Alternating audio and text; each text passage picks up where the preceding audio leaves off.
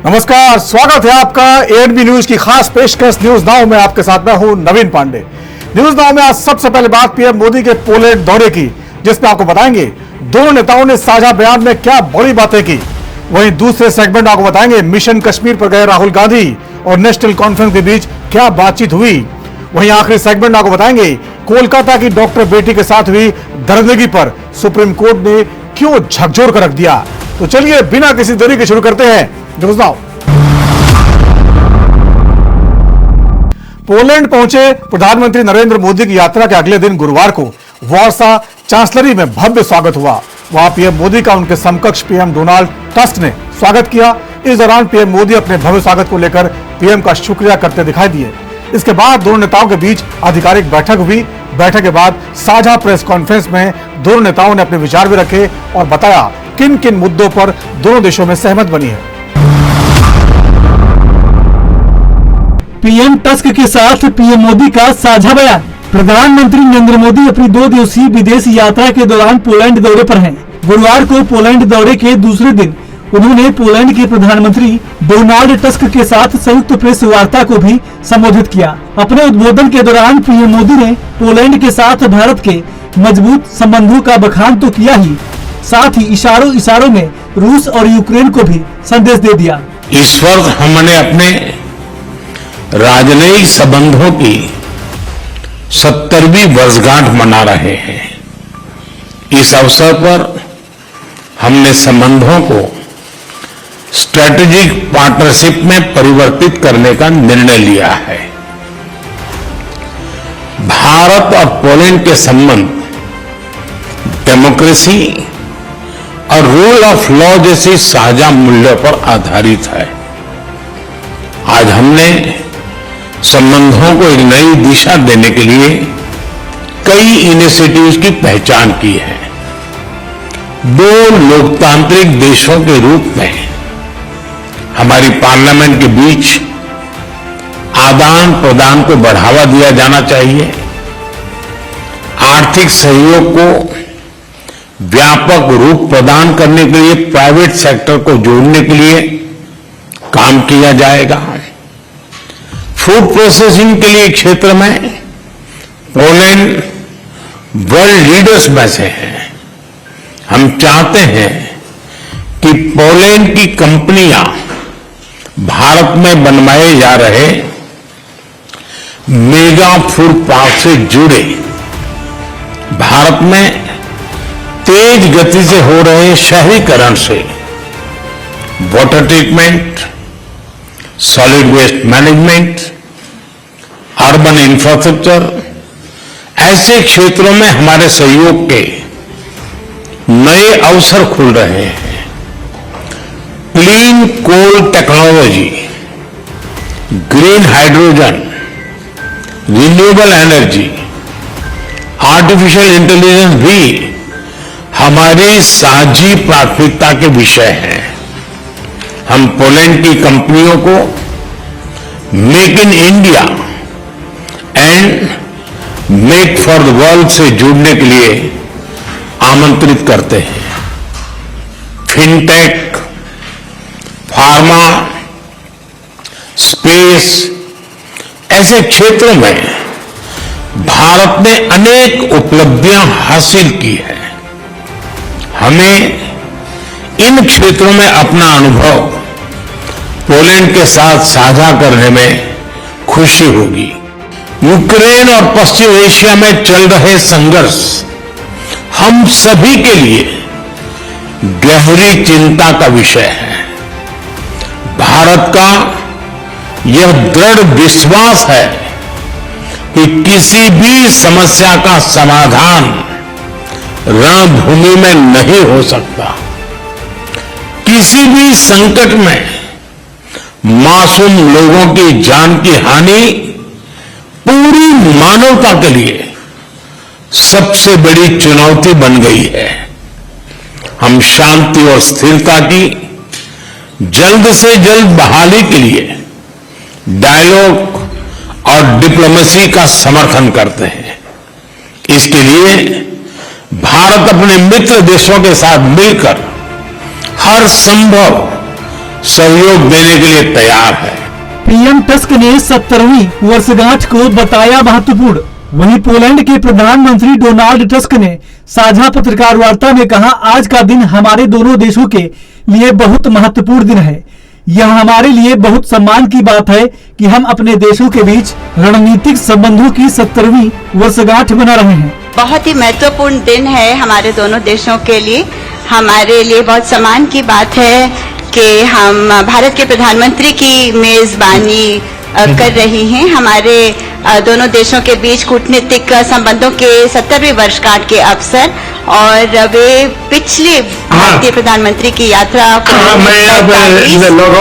वर्ष पहले हुई थी 1979 में।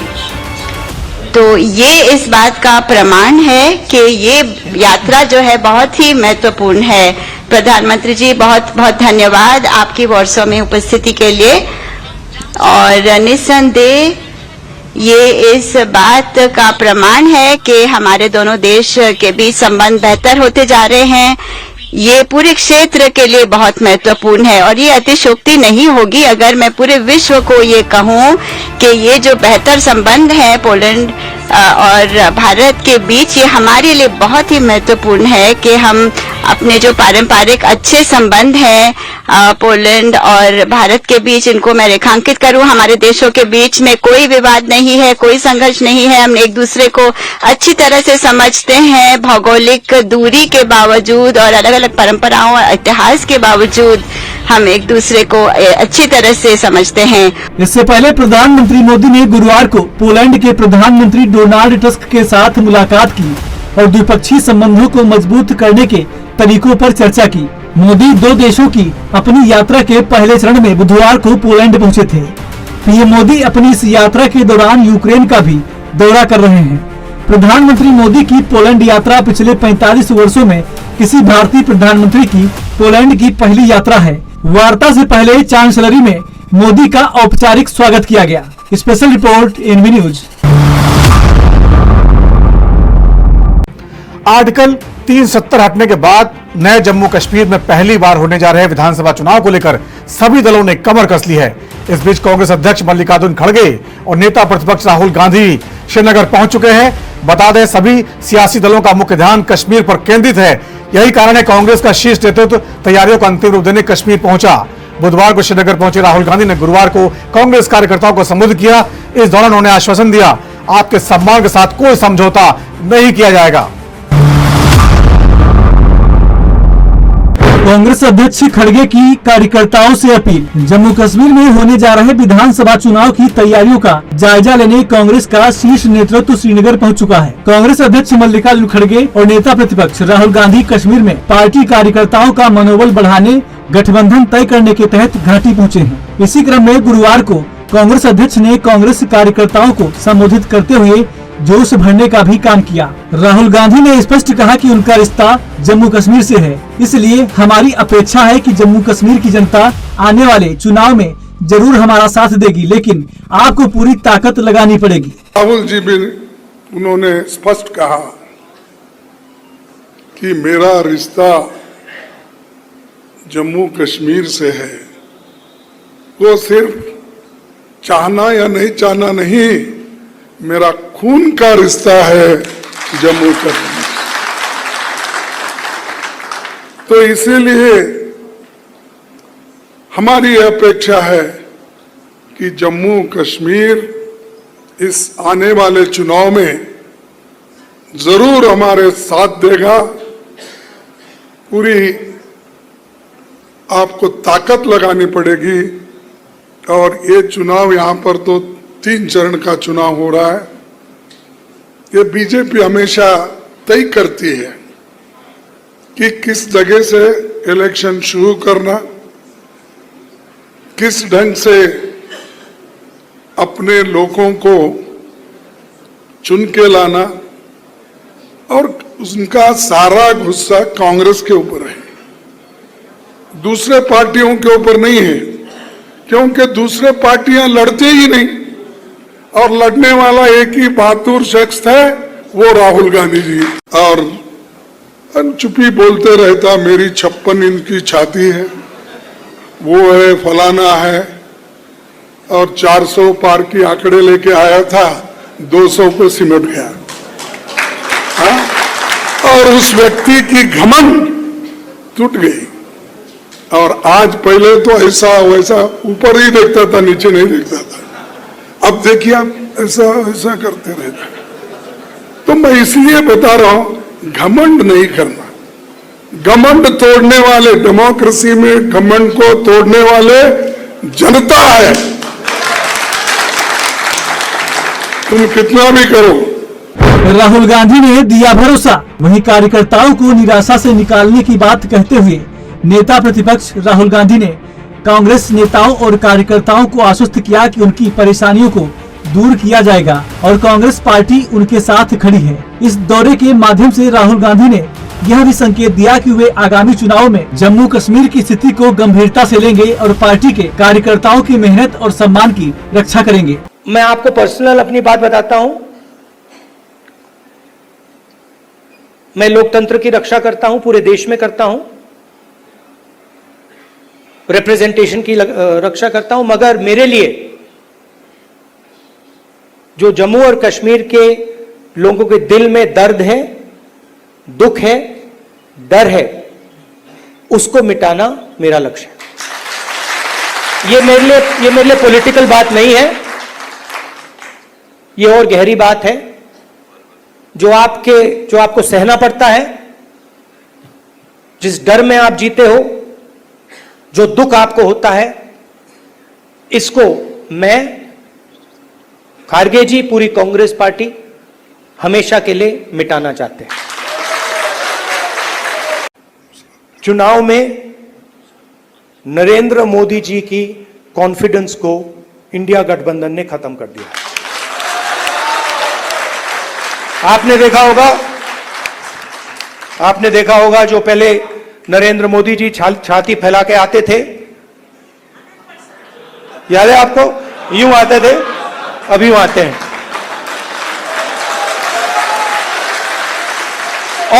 और हराया किसने? नहीं, राहुल गांधी ने नहीं, नहीं, राहुल गांधी ने नहीं, कांग्रेस पार्टी की विचारधारा ने, इंडिया गठबंधन की विचारधारा ने, मोहब्बत ने, एकता ने, रिस्पेक्ट ने।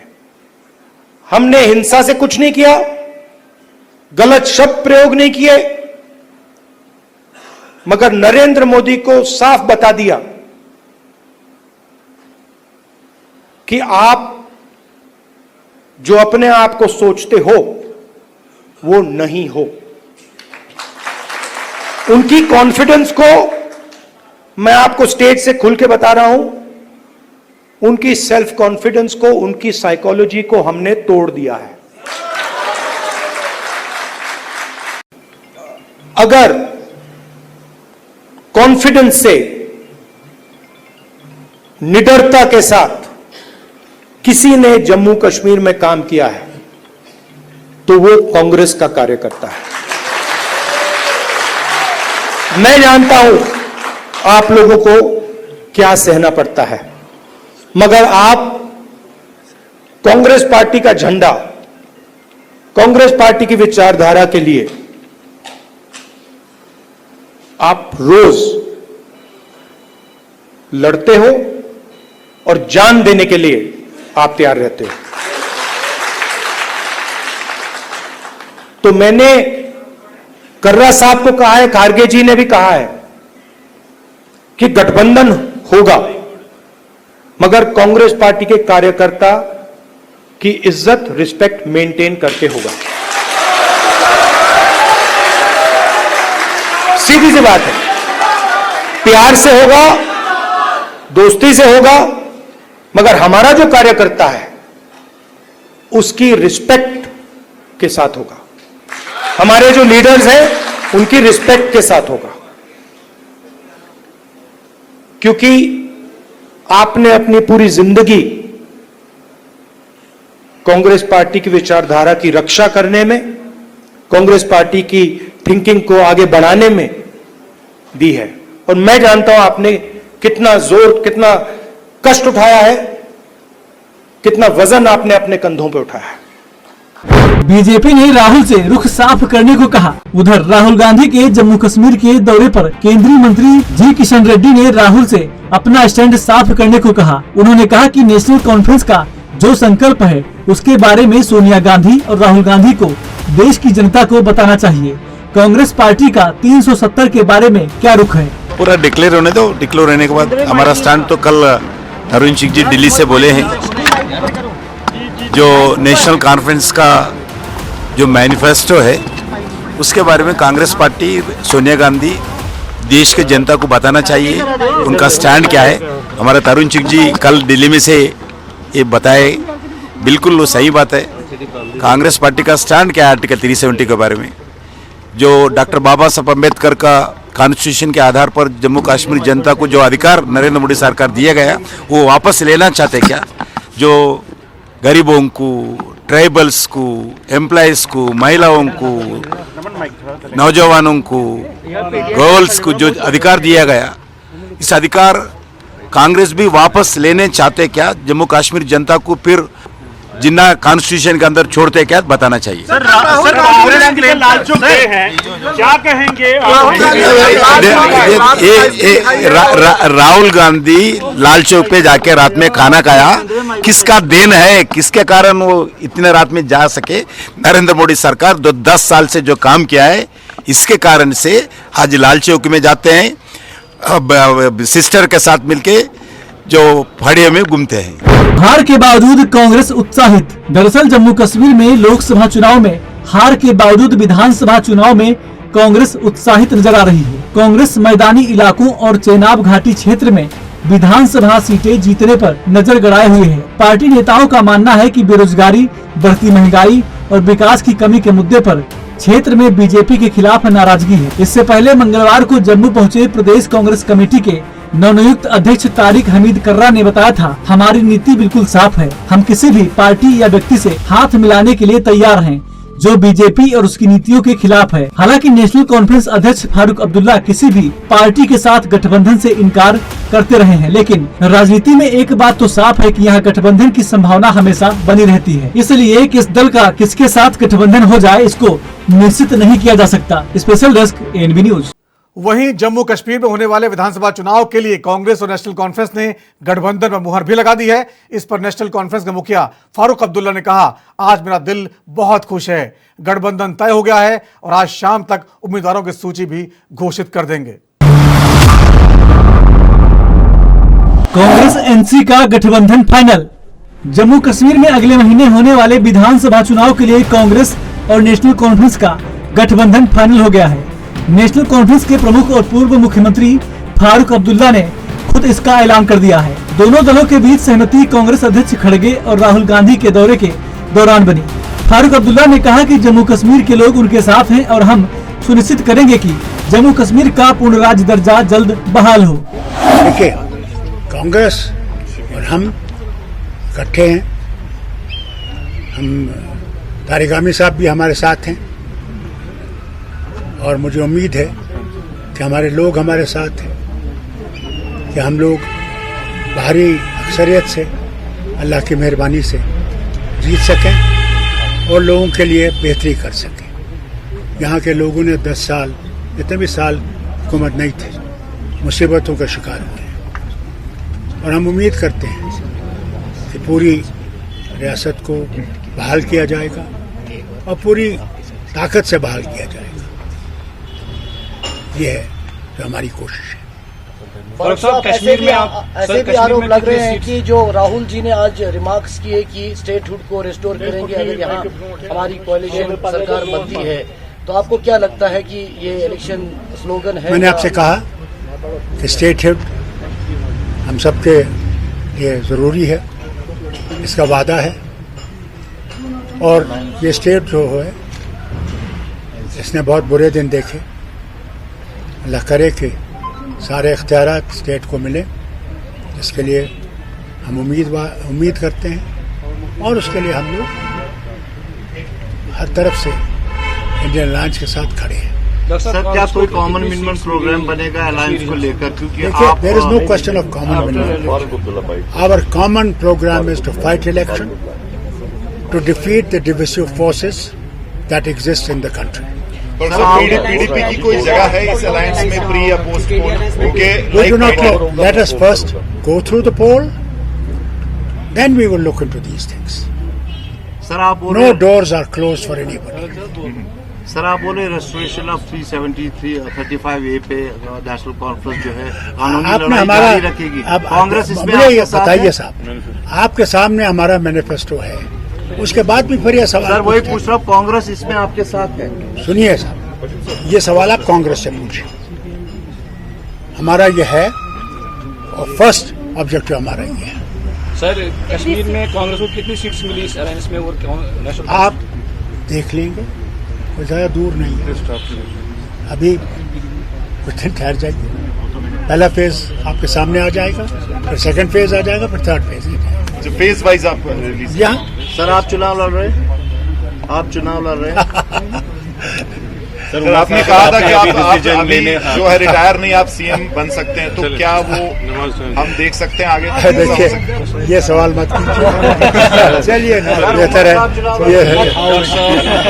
ये इसका जवाब मैं नहीं दूंगा. कोई है ही नहीं, ये मकसद ही नहीं है. और बताइए, और क्या ये मौसम और की बात मुझे करेंगे? बहुत खुशी है. मैं आपको ईमानदारी से बताऊं, क्या? मेरा दिल आज बहुत ही खुश है, चलो शुक्र. क्योंकि जिस कॉर्डियल एटमॉस्फेयर में हम लोगों ने इस वतन को मजबूत करने की कोशिश की है, मैं समझता हूँ भाई अल्लाह के सामने मैं झुकूंगा और अल्लाह से शुक्रिया करूंगा. दरअसल इस मुलाकात में राहुल गांधी के साथ कांग्रेस के राष्ट्रीय अध्यक्ष मल्लिकार्जुन खड़गे, फारूक अब्दुल्ला के साथ फारूक अब्दुल्ला के बेटे और पूर्व सीएम उमर अब्दुल्ला भी मौजूद रहे.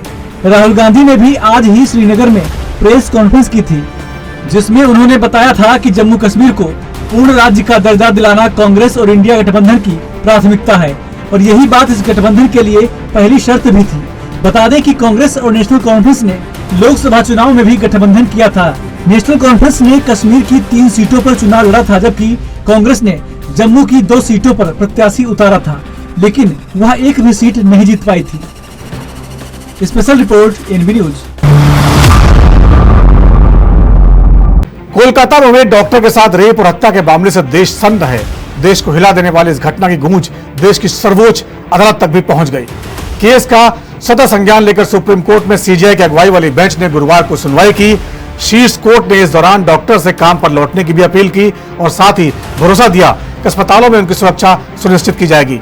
इस मामले में अगली सुनवाई 5 सितंबर को होनी है. इससे पहले सुनवाई शुरू होते ही सीबीआई और ममता सरकार ने सुप्रीम कोर्ट में केस की स्टेटस रिपोर्ट सौंप दी है.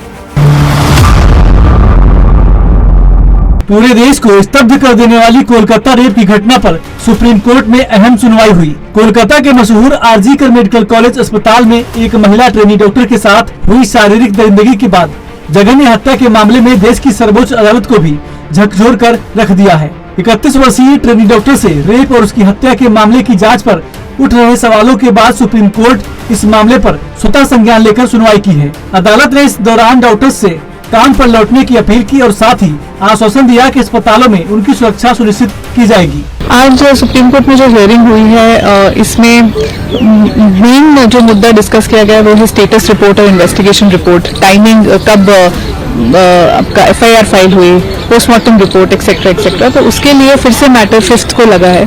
तो कंक्रीट स्टेप्स और कंक्रीट जो भी हियरिंग होगी वो 5th को उस रिगार्डिंग होगी. दूसरी चीज सुप्रीम कोर्ट ने फिर से अर्ज करा that doctors should go back to the duties. There were couple of other directions जो आज पास हुए हैं, इंक्लूडिंग दैट जो भी अभी अग्रेसिव स्टेप्स हुए डॉक्टर्स के against, whether it's by the hospital और otherwise in the form of FIR, that is taken care of. आज के ऑर्डर में वो सारी चीज़ों का जिक्र हुआ है. और बाकी हमने एक आर्ग्यूमेंट जो मैं अपेयर हो रही थी 2 रेसिडेंट डॉक्टर्स एसोसिएशन की तरफ से, हमने कुछ लेटर्स प्रोड्यूस किए थे कि जो डॉक्टर्स हैं डिफरेंट हॉस्पिटल से वो रेडी है जाने के लिए, but they have a fear.